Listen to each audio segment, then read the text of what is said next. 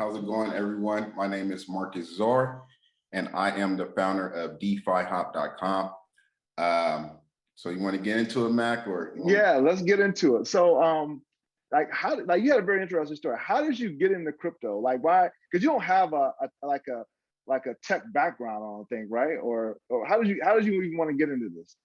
So how I got into well, cryptocurrency is, for one, I love tech. At an early age, always been into technology and always been into like investments as well. So in middle school, during PE, we always have to like read a newspaper for like 5 or 10 minutes. And one of my friends gave me a newspaper one day because everyone went to the sports section and they didn't have the sports section. So they had the stock section. So one day I just ended up looking at stocks. I didn't know what it was, looking at ticker symbols and things like that. And then it just kind of led up into me getting into crypto because first I heard of Bitcoin before, but I didn't know what it was. I didn't have any tech friends to explain what Bitcoin was. And I actually watched a documentary on it on Netflix one day. This is back like 2008, 2009, or even 2011, 2011, 2012. And then I read this another article. I kept hearing Bitcoin, Bitcoin, Bitcoin. And then I read another article about it, about these two guys who made a huge fortune in Bitcoin by just investing early. And then I'm on YouTube and I'm watching tutorial videos, and this guy named Jerry Banfield, he used to always do tutorials on anything related to, crypto or Google ads, Facebook ads. So I was like, I want to know more about this stuff. So I looked up Jerry Banfield because he probably has a video of it. And then I watched the video. Come to my surprise, he did have a video of it. And then I just came hooked into crypto. This was in the summer 2017. And this was when like the bull market was like really finna hit, but I'm new. I don't know what's going on. I'm losing money. I'm doing transactions. I got hacked one time. So I'm just kind of learning the market, right? So it's just this huge learning curve when you get into crypto. And that's kind of like how I got into cryptocurrency in the summer of 2017. That's kind of like where my journey started. And that was about what, four years now? Got you. And you're not from Detroit, right? I mean, no, I'm not from Detroit. I'm from California. I'm actually from Northern California, which is Sacramento, which is the capital of California. So that's like, if you don't know where that is, that's like, think San Francisco, Oakland, other cities. You got Stockton, Berkeley, and Silicon Valley. So that's where all the tech companies is at, like Facebook, Google. I've been to Silicon Valley and it's beautiful. And I kind of see that vision for Detroit as well. Okay. So now why didn't you do this DeFi hop in the Valley? Why come to Detroit? And I will get into how you got to Detroit in a minute, but because it's a good hustle story. So why not the Valley? So actually I did start DeFi Hop in Sacramento. I actually launched it in my apartment in Sacramento. This was like this year. So I launched DeFi Hop in like February, March. And then I was talking to my uncle as well. And he was in Detroit. My uncle, I have relatives out here. They've been out here in Detroit for about 5 years now. And he's in real estate. And he kind of like pitched me into coming to Detroit, get out of Cali, try something new. It's expensive out here. You need to come out here, just lower cost of living. Just a little bit easier to get by out here in Detroit. And I kind of thought about it, and he was like, I need my vehicle. I got a vehicle in Sacramento. I need you to drive it out here to Detroit. I'm like, you want me to drive from Sacramento to Detroit across the country? At first, I'm like, I don't know. Then he said, I'm gonna pay for it. You don't have to worry about anything. And then I just drove to Detroit with my two cousins. And then I just seen the city. I fell in love with the city.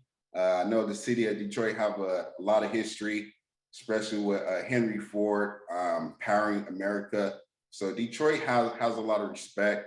And then being able to see it myself, a lot of people talk bad about Detroit. It's a lot of stigma about the city of Detroit because it's crime and it's bankruptcy that they got themselves out of.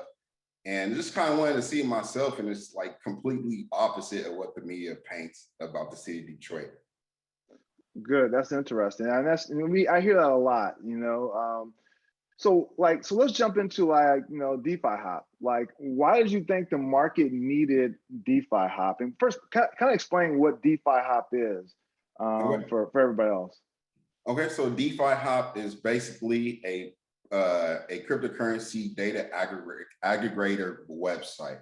So in simple terms, what that is just a website you go to look at the prices of cryptocurrency. So you get price information, you get market cap, you get the volume of these cryptocurrencies as people actually buying and selling these cryptocurrencies. You get information about what these cryptocurrency projects are, and that's kind of like what DeFi Hop is. So a lot of people go to like Coin Market Cap, CoinGecko. Those is kind of like my competitors in a sense, and that's pretty much what it is on the front end of it. It's going to be a lot more than just a website where you come to look at the prices.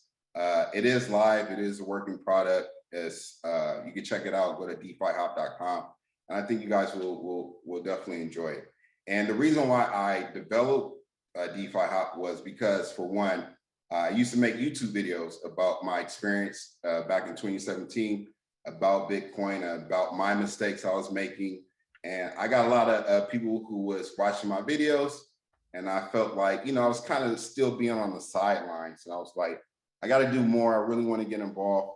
And I always had dreams to start my own business, my own startup, because I'm from California, and I always hear the startup stories in Silicon Valley, which is like in my backyard. Silicon Valley from Sacramento, it's only like an hour away.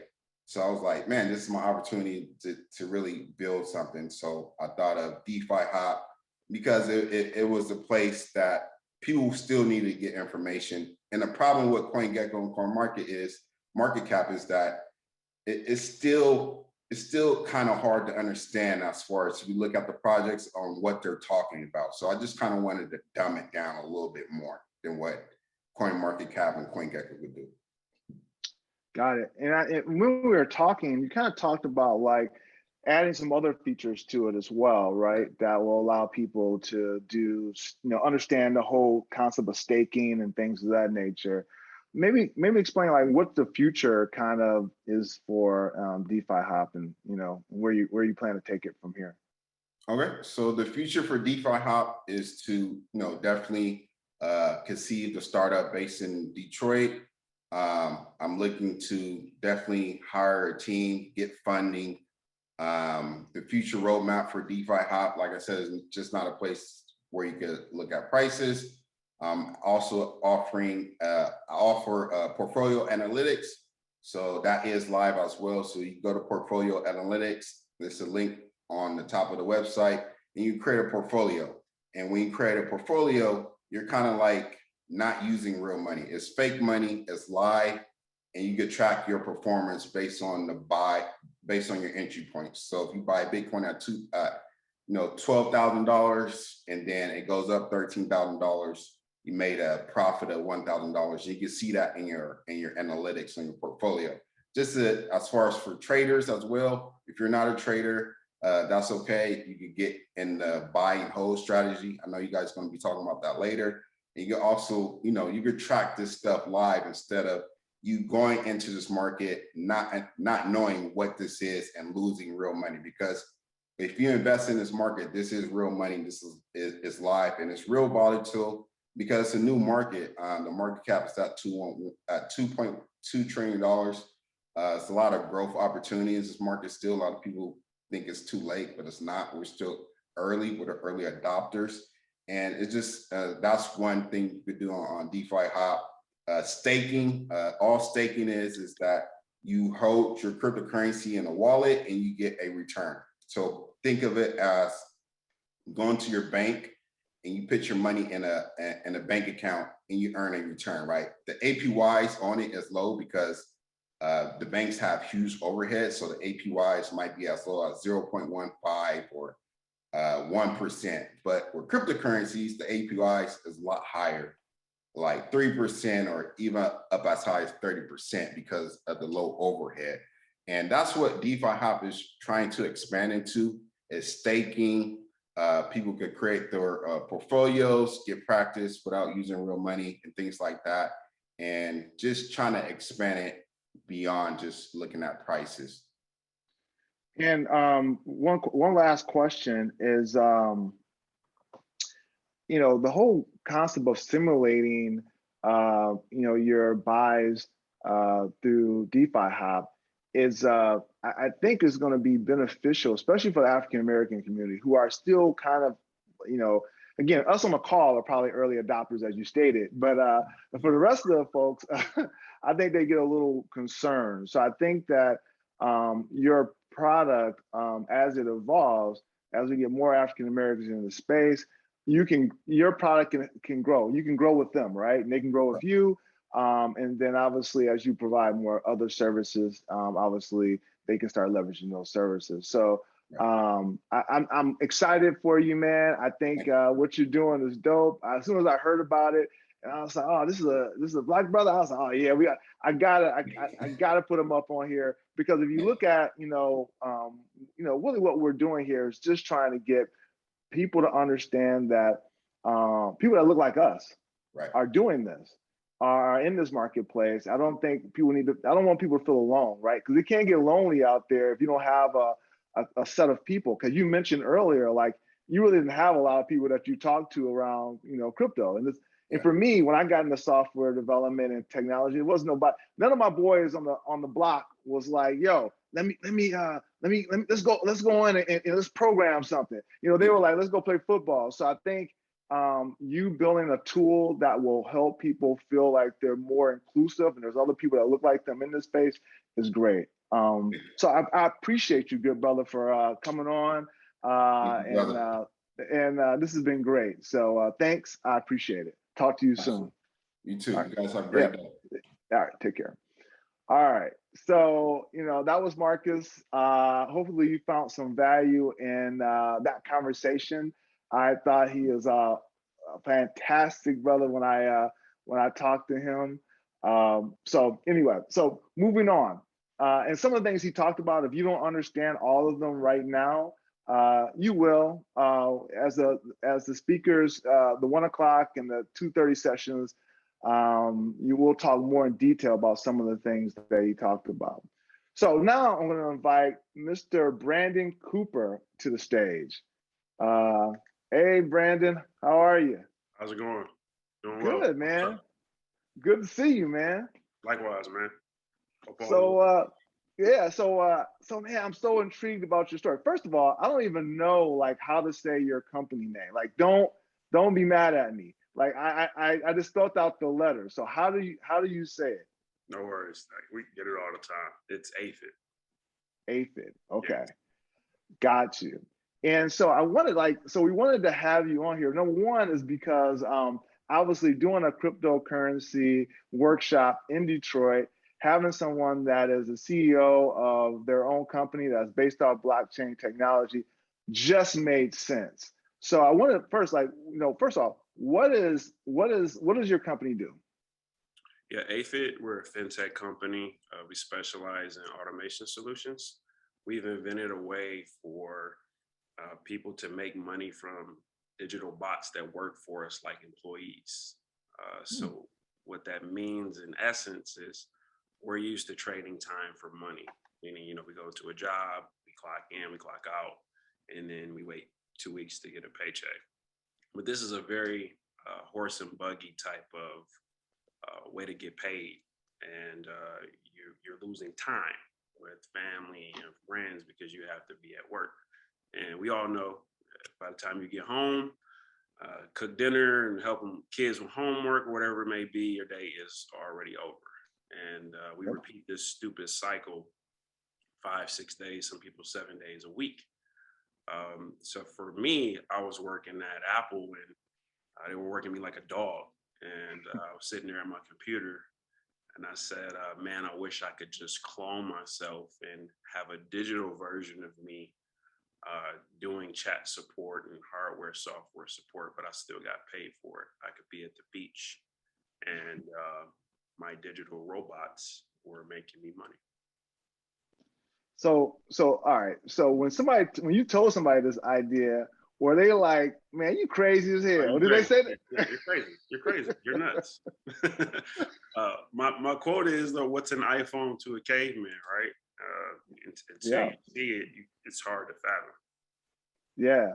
So working at Apple gave you probably a little bit of that type of you probably already had that mindset, but you know, Apple obviously we didn't know we needed you know what was an iPod at the time, right? When it came out, right? So so definitely same type of concept. We really didn't know. We know we need it. We know we want it. We didn't know we can actually realize it basically. So so it's based off which blockchain. Well, first of all, let's talk about this. How did you get into this whole space first? Like, how did you get into crypto and blockchain technology? And maybe give us a little bit of a background. Yeah, the last speaker, he was speaking about how he heard about it early on after the crash in 2008-9 at the end, and that's when Bitcoin came out. And I heard about it around that time. I want to say maybe a little after the recession had really started to pick up. And I thought it was stocks. So I was looking for it on the stock market. And I didn't find it, so I just left it alone. And you would hear it in bits and pieces from the Winklevoss twins or whatever. And, you know, I heard about Ethereum in 2017. That's when I really dove in and started investing. You know, where you heard about Bitcoin. It was really three that you probably heard about at that time, which is Bitcoin, Ethereum, and at the time it was Ripple. So that was my introduction to cryptocurrency. I blindly just took $1,000 and was like, all right, let me go ahead and throw it in a coin and see what happens. Because it made complete sense to me. So everything has gone digital. In terms of VCR, CDs, DVDs, it's streaming now. Music used to, you know, went to Napster, and then that changed the game for Spotify, Apple Music, everything we see today. But the crazy part is money has been late to the party on the digital side. So everything is going to go digital. It just makes sense. It's a lot faster. It's quicker. But that's my intro to crypto. That's interesting. You said that money has been late to the game, right? In regards to being from a digital, I mean, it's been around, but like mad adoption to it, right? And having something that people will feel comfortable, you know, using on a day-to-day basis. So, like what from a crypto perspective, what benefits have you gleaned from crypto, I guess, in your time in this space, which is so crazy. We're talking about 2008, right? It's like this is not long, but if you think about it, I guess it is pretty long. It's 13 years now, right? So that's pretty good. So what benefits have you gleaned from this crypto space? The decentralization aspect of it is really key. For people to understand that you don't have to work through a bank, and we as the society should control our own money. Everything else is private. I know they're anti-money laundering and you know, KYC. There's a lot of regulation, right? They try to put regulation to keep us in this certain box because they want to ultimately control our money in some form or fashion. But with decentralization, it's really key for people to understand that we had a power. We can send money from peer to peer. We can keep it in our own ecosystem and understand what that means for us as a people, to where that money technically can't be seized, right? It's your money, and the limitations to say, I mean, it's my money at a bank. Why do I have to give you a heads up to go pull money out of a bank? And obviously they don't even have the money there. They have to bring it. So they're really just playing with our money, moving our money around. And then we have to ultimately ask them for our own currency. And it doesn't make sense. It is crazy because if you ever went to the bank and you wanted to do a large withdrawal, let's say $5,000, it is crazy. It's like, okay, we got to get like 2 people to come. Like, we got to get the manager off the floor. Then we got to get somebody else to sign off on it. And then it's still, they look at you a little crazy. Like, are you sure you want this cash? So I definitely I do feel that way when I ever try and go try and grab money. It's a weird Um, energy, right? It doesn't feel natural when you're talking big money. It kind of alarms people as if you're supposed to not have a lot of money, and that's a red flag to me. that's a very good point. Um, like, what is the yeah, so I have some questions I'm supposed to ask you, but I'm skipping around a little bit because I'm like, I'm so interested in this. Like how did you transition from like a novice into actually like teaching courses? Because I didn't know you taught courses. So how did that whole thing happen? Was that before the company started, or are you still teaching courses now? Or That was after. I ended up making a lot of money, and I told a lot of my friends way back then, and they didn't get involved. And now they're slowly but surely trying to jump on a train. And I say, hey, yeah, man, listen, because I through my courses, I've helped over 5 people earn 6 figures. It just varies on what they invest, though, right? Like it depends upon timing too. So right now, in comparison to where cryptocurrency is going, I look at it to say it's not what the stock market is, ignoring the complete market capitalization of where the market is right now.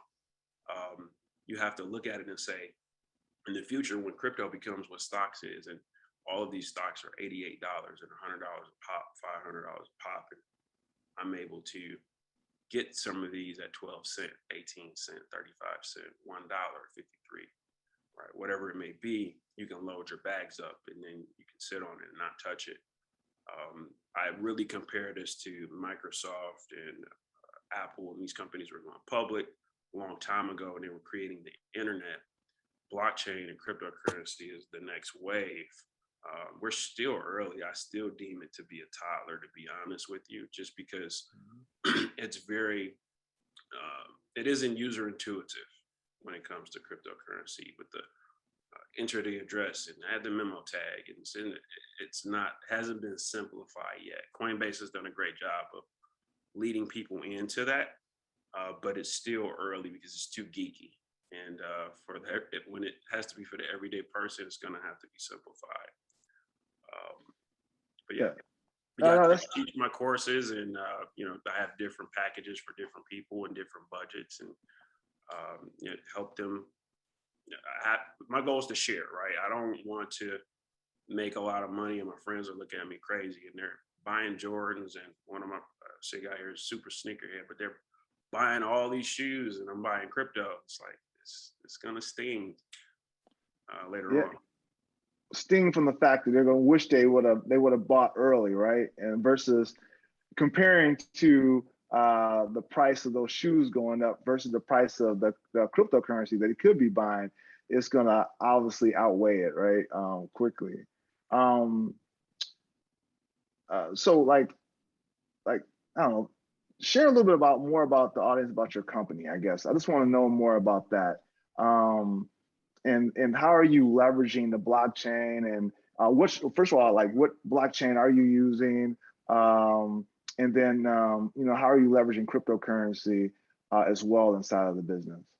Yeah, we're on the Solana blockchain, which most are familiar with Ethereum, high gas fees, basically high transaction fees to send money back and forth.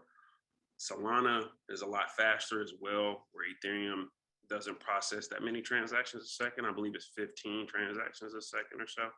Extremely slow. They're working on upgrades Ethereum 2.0, but Solana is extremely fast. It can handle 50,000 transactions a second.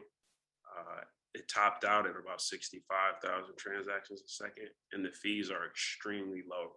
They're really like a penny or so, or less than that, right? To send money back and forth.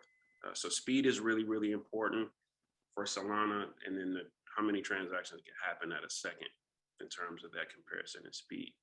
We chose Solana because of our ecosystem and how we're utilizing our token. We just minted our own token. That means we created our own token. It's called the Abion. The Abion Foundation created the token that's going to power bots to work for you. If you think in terms of, let's just use an analogy, Chuck E. Cheese. You go into Chuck E. Cheese, the more tokens you have, the more games you can play.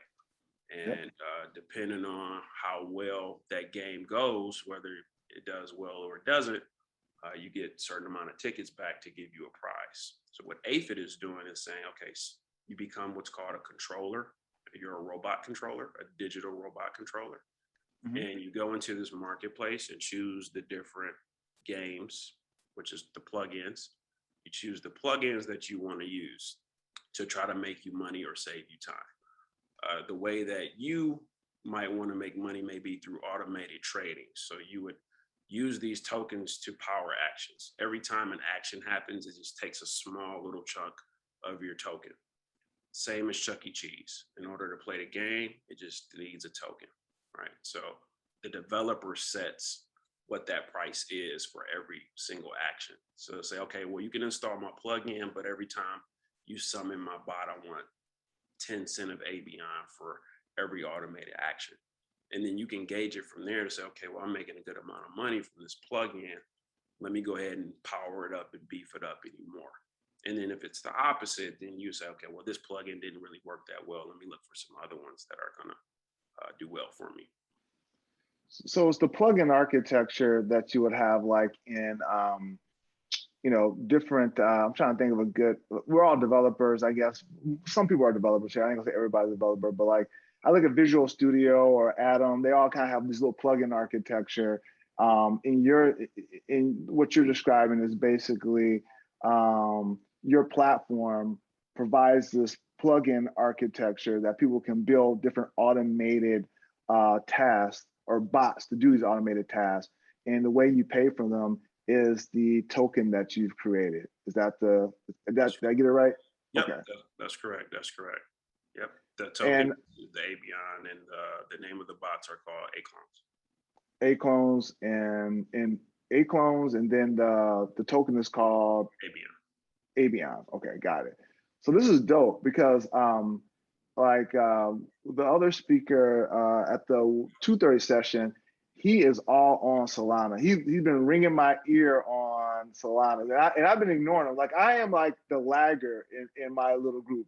Like my group, believe it or not, my group, they were like, I remember we bought Ripple. I wasn't the one who did it, but we have a attorney in our, a judge in our group. He was like, "Yo, this Ripple thing is dope." We're like, "Man, what do you know about like cryptocurrency?" So I'm always the lagger, but this I'm kind of hoping that people hear what I'm saying and hearing what you're saying and saying, don't be like me, don't be the lagger in the group.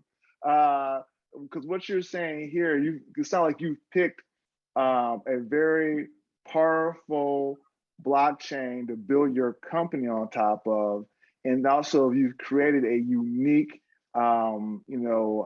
product that it will definitely grow in the marketplace. Like, do you think is it simple enough yet for laymen to use your platform yet, or is it still at the developer stage where you still need to know a little bit at this point? Great question. For this reason alone, our first tier is all US dollar, but it's going to limit the amount of actions that a particular bot will be able to do.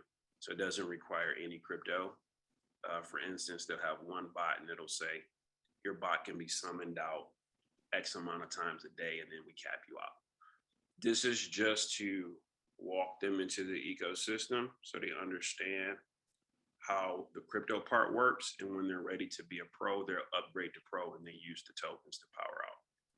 So the first plan isn't going to be super significant to the point where it's like, oh yeah, this is me driving for Uber, or this is my particular side hustle per se. I think that sweet spot is in the upgraded plans. We have three-tier plan.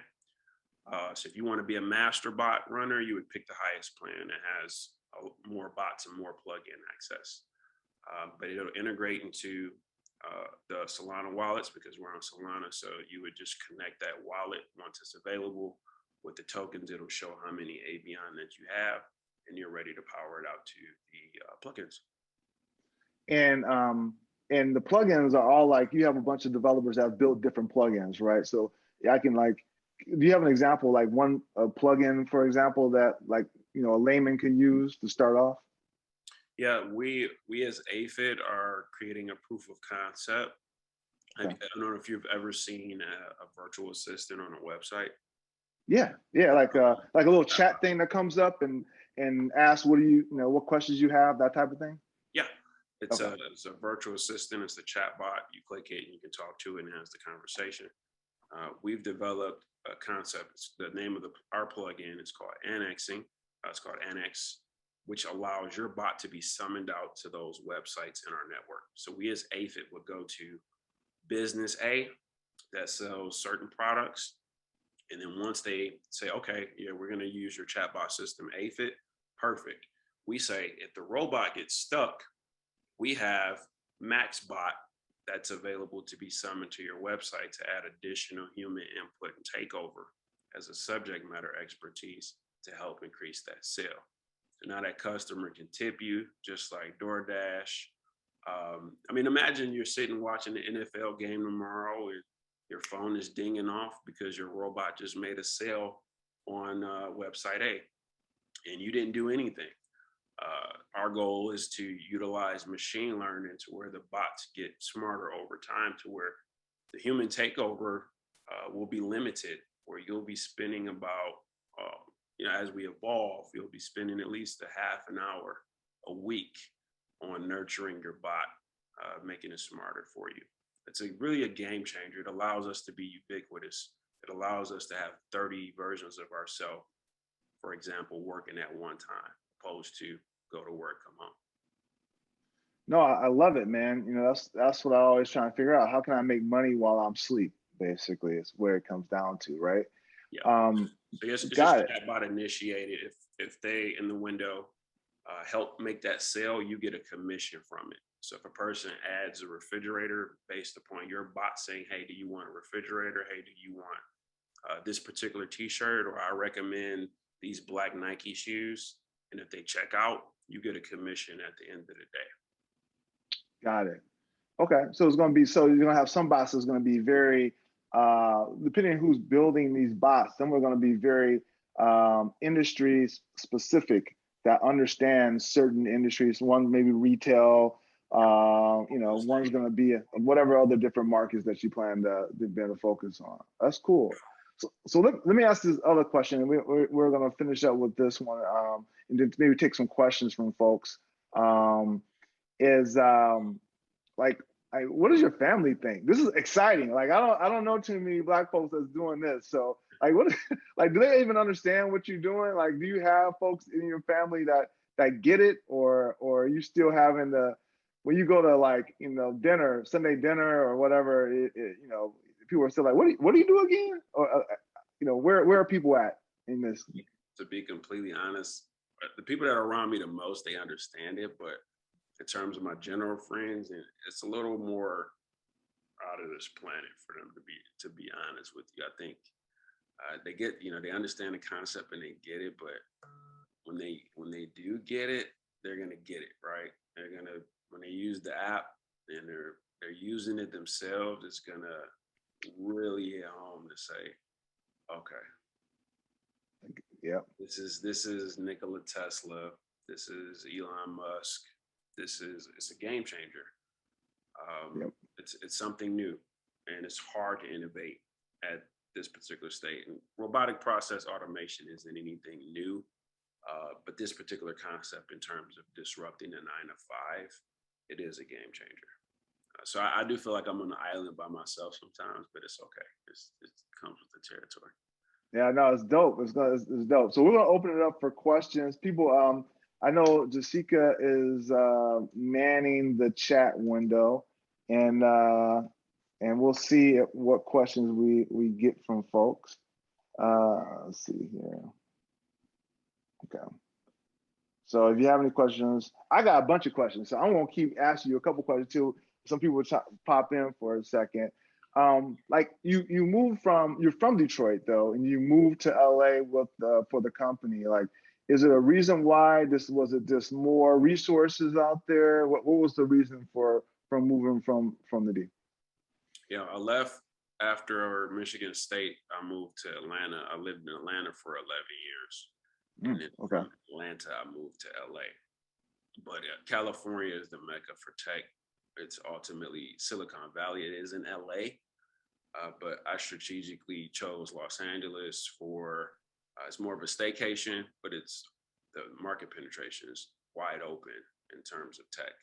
So I foresaw to say, well, let me not go to the big ocean where I can just if I want to go to Silicon Valley, I can jump on our flight and get there instantly to meet with investors, go to community meetups or whatever it may be. It's just a quick flight.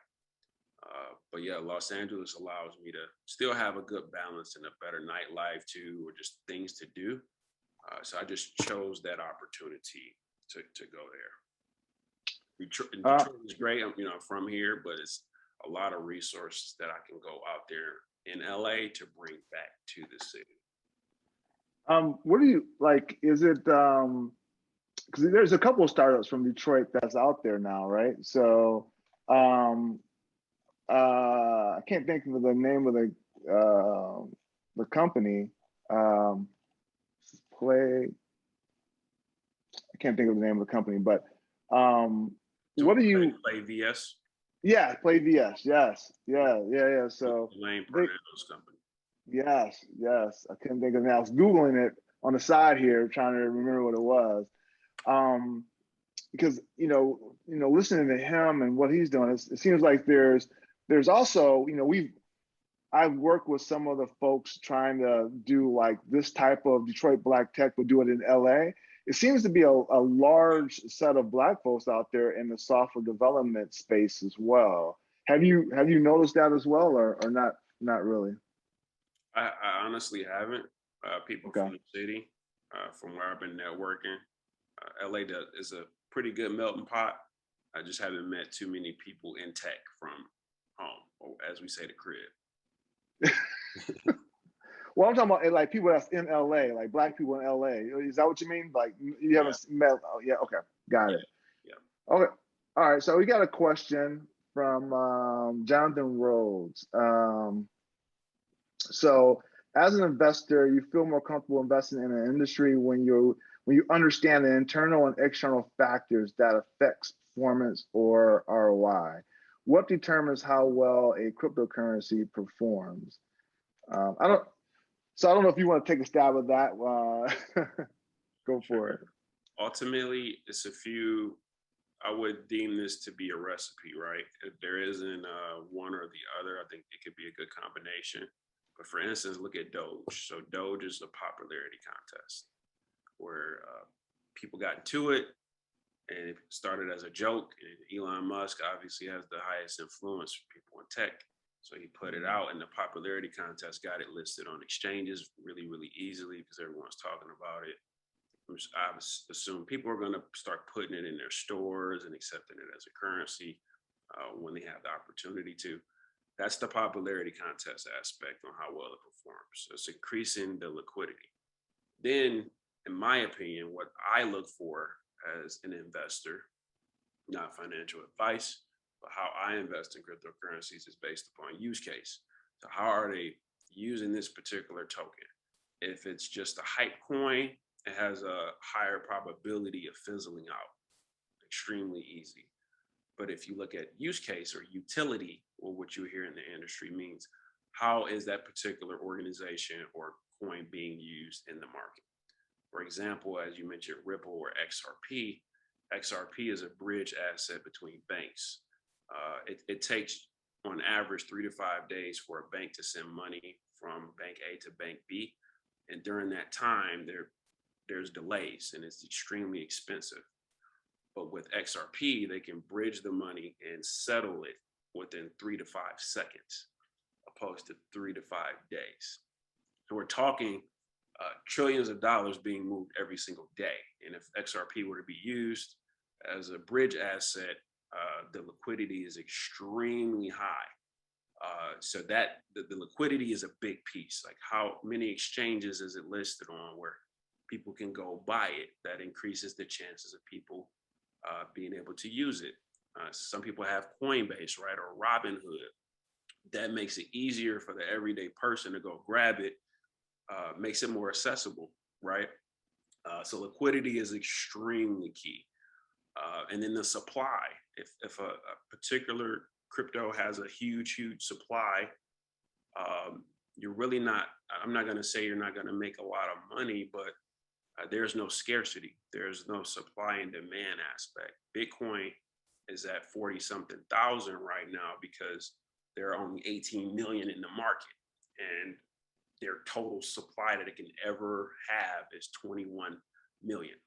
The last Bitcoin block will be mined in the year 2140. We won't even be here. If we are here, we'll be here in another form, maybe in a hybrid cyborg or something. Maybe I'll see my own company in 100 something years. Right. That's funny. So all right. I really appreciate that, because I think a lot of times, it's, like you said, you got to have it sounds like you have a philosophy on how you kind of do your investing for cryptocurrency. I think a lot of people are trying to figure out, and if anybody has another question, we have time for one more question, is that I find that people are looking for the magic button, and it is no magic button. I think you have to adopt a particular philosophy, and you presented a particular philosophy that makes sense. And I think people just got to go and find the ones that make sense for them and leverage that and jump on it. And my biggest thing is, and I don't know if you agree with me with this, but I think you do, is that I think you gotta, don't be scared. You gotta take a little bit of money Yes. and jump into it, because that's the only way you're gonna be able to, benefit from the gains in this market. And you may lose a little bit. We're not telling you to be reckless. We're just telling you this to get started. So I don't know. Do you agree with that? Or? Yeah, only invest the amount that you're willing to lose. But me personally, I'm extremely high risk, because you can make the mistake to underbid, where you say, okay, well, I played it scary, and if I was a little more aggressive, I could be retired at this particular age because I got in so early. I mean, the timing aspect is so critical. If you had Cardano last November, in comparison to now, it's night and day what $5,000 can do for a particular coin, going from 8 cent and 10 cent to now almost $3 a pop. You have to take advantage of being able to get multiple coins for $1. If you're able to get 2, 3, 4, maybe even 20, 30 coins per dollar right now, that's a quantity amount that's going to increase to where if you have 20,000 of a particular coin and you got it at 10 cent, and then it goes up to, in the future, let's just fast forward yourself, try to project yourself into the future, say, when this hits $17, what does that equate to for my money? Don't make the mistake of going back to fiat and try to be rich in fiat, which is US dollar, and also being wealthy in crypto. You can take all your crypto and you're going to sell everything back to a currency that's dying a terrible death right now, right? That would be my 2 cents. Clifford asks, is cryptocurrency similar to a hedge fund? No, a hedge fund is completely different. A cryptocurrency is just a digital dollar. PayPal introduced it, allowed people to send money back and forth. I think that's really the first breakthrough of people sending money without touching cash. And then Cash App is extremely popular now. But a hedge fund is typically a firm that's dealing with money, trading money with companies, holding people's money and doing trading. And what's coming in the future is going to be a lot of algorithm trading and quantum trading.